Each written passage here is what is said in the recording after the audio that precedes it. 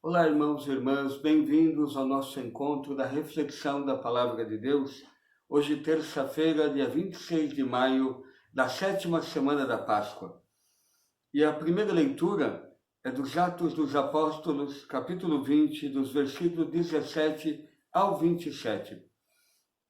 Paulo, que está em Mileto, e chama os anciãos, os presbíteros, e algum bispo, da igreja em Éfeso, e praticamente faz uma despedida.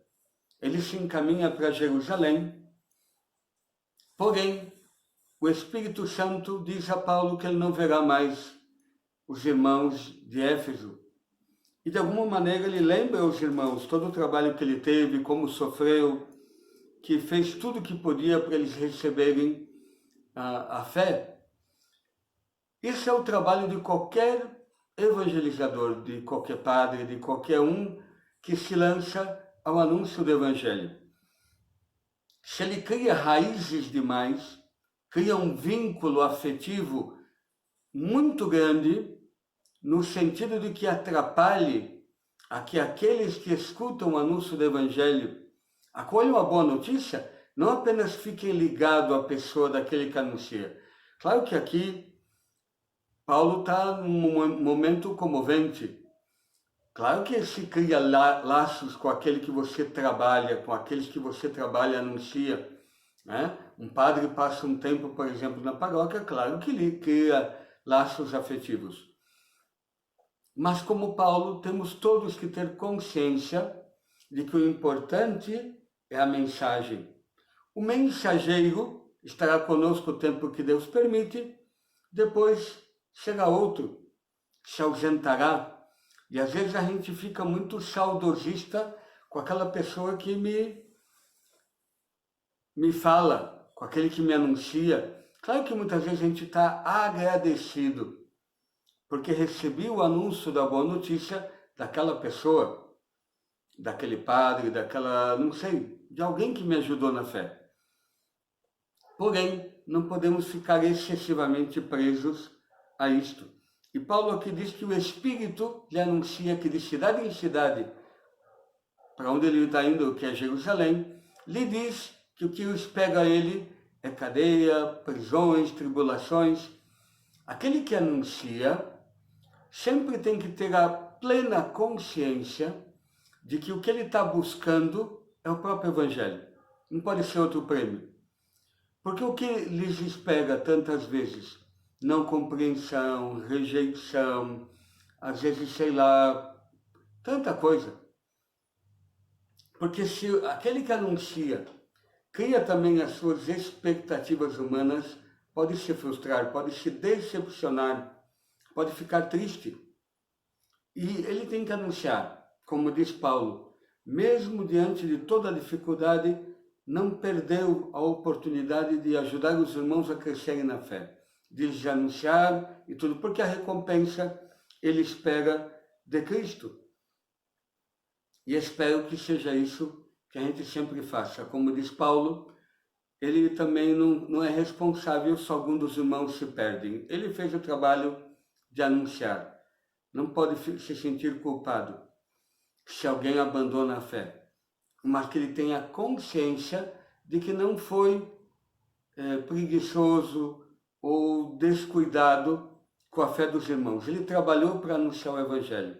E é essa consciência que Paulo tem na primeira leitura hoje. E espero que esse mesmo Espírito esteja em todos os anunciadores da igreja hoje, século 21, para que essa mesma força de Paulo esteja presente em todas as nossas paróquias. O Evangelho de hoje é do Evangelho de São João, do capítulo 17, do versículo 1 ao 11a. É o chamado oração sacerdotal de Jesus. Está dentro do discurso da ceia de Jesus no Evangelho de São João. E aqui Jesus começa a oração pedindo ao Pai que o glorifique com a glória que ele tinha antes da criação do mundo. Mas para que esta glória, de alguma maneira, seja manifestada, os homens, não só os discípulos, ele está tendo em vista primeiro os discípulos, mas todo o mundo, todos aqueles que um dia receberão a palavra de Deus, deveríamos de alguma maneira contemplar esta glória de Deus. Mas que glória é esta que está falando Jesus? Porque ele está no discurso da ceia, de alguma maneira preparando os discípulos para a sua paixão. E ele vai falar no Evangelho de João que ele será glorificado quando for elevado da terra, para atrair todos a ele. Esta é a glória de Cristo. A sua entrega, a sua paixão, esta manifestação do amor de Deus na cruz, é a maior glorificação de Deus. Que Deus poderia ser um Deus terrível, cruel, exigente, que é aquele que não cumpre a lei e os mandamentos, ele o castiga, ele o pune. Não.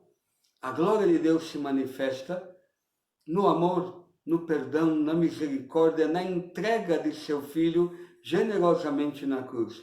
Onde a gente encontra a oportunidade de falar bem de Deus, de glorificá-lo, que é isso que a gente faz em toda a Eucaristia. A palavra Eucaristia é ação de graças, uma bênção, um reconhecimento de como Deus é bom. Como que Deus é bom? Porque Ele me deu, apesar dos meus pecados, em Cristo o perdão, a misericórdia, o amor, mas não só isto, a vida em plenitude, me deu tudo o que eu preciso em Cristo. É por isso que a gente fala bem dele.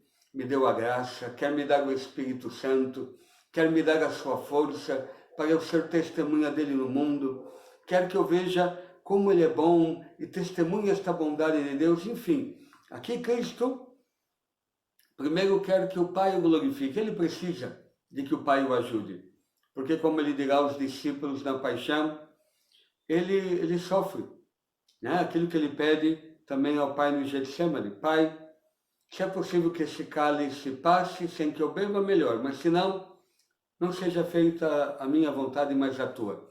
Ele sabe que para esta glorificação acontecer, ele vai entrar num duro combate. E precisa que o Pai o ajude. E é isto que ele está pedindo no início dessa oração sacerdotal.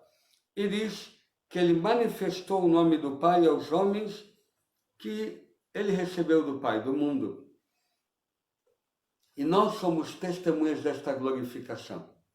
E é isto que deveria aparecer no mundo. Mas onde que o mundo vai ver a glória de Cristo? Em nós, na nossa carne, no nosso corpo.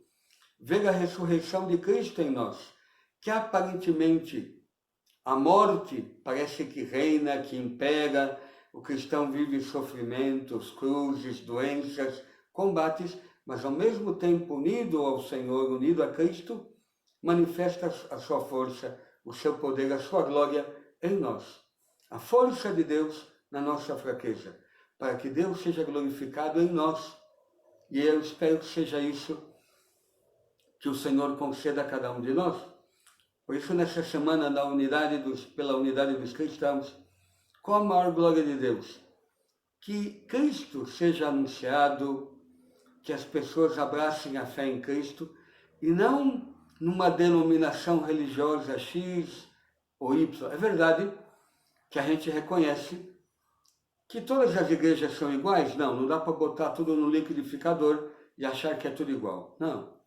Mas que essas diferenças não sejam aquilo que nos cause tanta dificuldade para ver uma comunhão, um bom testemunho dos discípulos de Cristo ao mundo, aqueles que não acreditam em Cristo.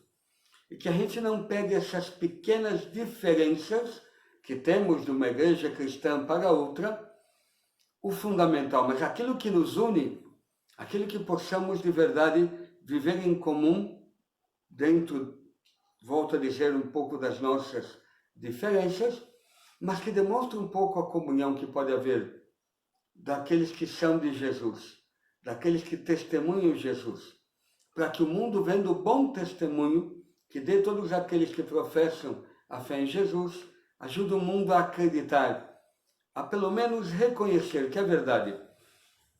Esse Espírito de Cristo habita nos cristãos. habita naqueles que abraçaram a fé em Jesus. E rezemos nesses dias para que isso de verdade aconteça. E se não acontece a boa comunhão entre os cristãos, talvez é fruto da nossa fragilidade, pecado, egoísmo, orgulho, sei lá, tanta coisa. Mas que de verdade haja uma disposição dentro de nós, na igreja, para o bom diálogo ecumênico e para que de verdade consigamos fazer a comunhão que tanto Cristo quer, para que nós demos um bom testemunho ao mundo e o Pai seja glorificado. Oremos. Bendito és tu, Pai Santo, pela tua bondade e pelo teu amor para conosco.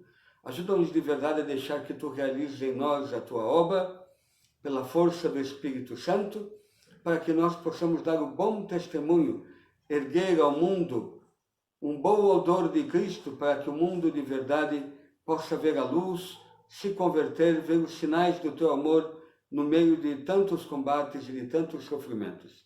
Isto pedimos por teu Filho, que convosco vive e reina, na unidade do Espírito Santo. Amém.